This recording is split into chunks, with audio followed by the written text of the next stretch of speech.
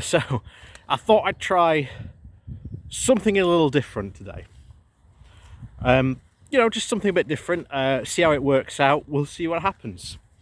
But nevertheless, today we're going to talk about what I think will be the two big, dominant, big ideas in the Tory party, because we've been touching on them and they've come up in the news all but very recently.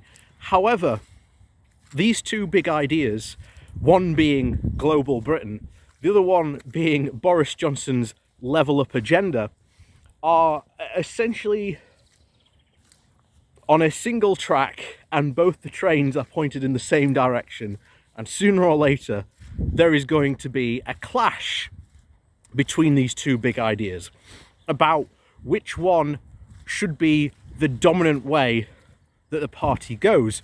And the problem is that the more the party goes one way on this idea, the more it undermines the other idea.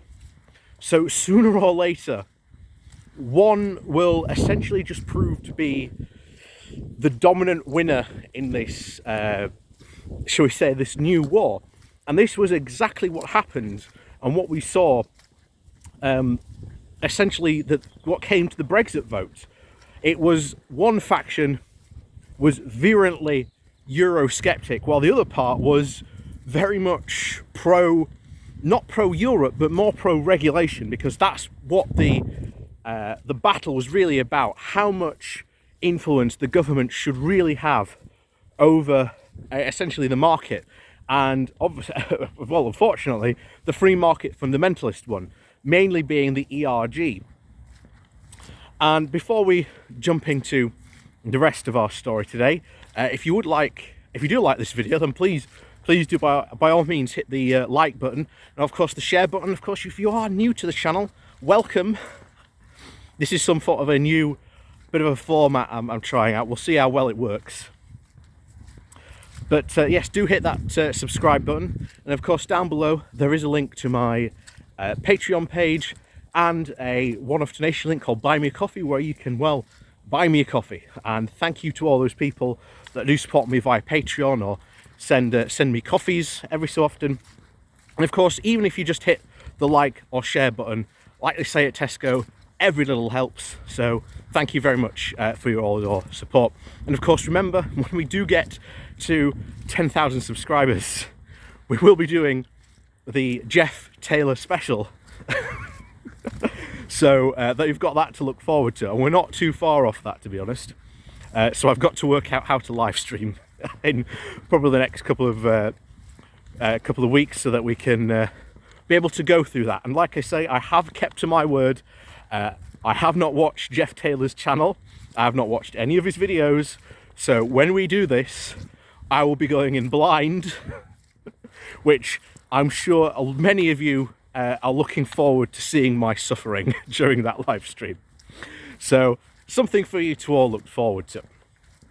So back to what we were talking about, the big Tory ideas. So what are really these two big Tory ideas? Well, the first one pretty much arose and was essentially really is the continuation of the free market fundamentalist idea that we should just be this global trading superpower. And the thing is, as we've said before, we can't be this global trading superpower because, again, it's based on this misinterpretation of the British Empire essentially having colonies that it corruptly controls and essentially exploits, not extorts, but, well, true, same thing, exploits for all its resources. And that is where we see today, in the Defence Review, the idea that Boris Johnson was going to sending our aircraft carrier beyond the Gulf of Aden, the first time in, what was it, 50 years or something like that, since we've done such an operation. And again, it's pointless, because this is done to try and put China back in its box, and we've talked about that before, because that'll get me on a whole different tangent. So the idea is that once again Britain can become this free trading nation, and we'll get all these wonderful free trade agreements with all these countries, and it'll be fantastic. It'll all work out somehow.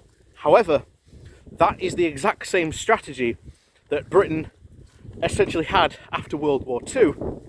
And of course, what happened after World War II, Britain lost all its colonies, and it lost all that economic power that it had.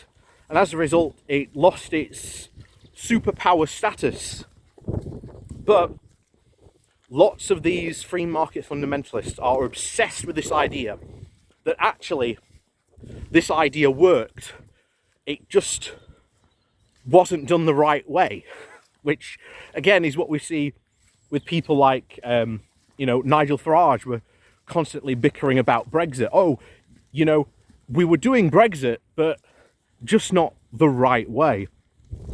And so we are put on this course now for this, and you see Liz Truss being the biggest. She is really the poster girl, shall we say, for this whole idea. Like I say, she's the International Trade Secretary. She's the one going out doing all these, quote, fantastic trade deals. But again, many of them aren't actual, shall we say, free trade agreements. They're essentially rollover agreements where these countries are basically agreeing to the exact same thing that we agreed to when we were in the European Union. So in no way are many of these new FTAs that we're getting a penny, and this is how bad they are. They're not even a penny better. For example, the recently celebrated the big trade deal that we did with Albania. It is the exact same one we signed when we were in the EU. But the whole Brexiteer argument was when we were out of the EU, we could do better trade deals. And, we could, do so much better than the EU. But we're not. And of course, this is going to have eventually knock-on effect, because sooner or later, currently we're doing it with small countries, and these small countries are basically going, yeah, sure, we'll have the same thing. Doesn't affect us. The problem is when we start to do this with larger countries, that's when we will start to see the argument of, quote, trade sovereignty truly put to a test. Because global Britain, one of the tenements of that is globalisation. The very thing that many of the Brexiteers used as a weapon to target many northern voters and these left behind towns and said, oh my God, you're victims of globalisation. And yet here they are now engaging in that exact activity to which they said was the very activity that harmed those towns, those left behind places. So that's the first big Tory idea. The other thing we've got to add on is deregulation. They are absolutely desperate to deregulate. And you saw that with the battle just a couple of months ago about the Working Time Directive and protecting that. And luckily, they backed off on that because they saw the amount of pushback the public gave against it, which is why it's always important to get involved in stuff like that and contact your MPs, because then they see the pushback and then they do something about it. So obviously the next big agenda, as we said, was the levelling up agenda. And this is pretty much being run and pushed by the northern MPs. The ones in the north of the country, the former Labour seats that have been won for like the first time.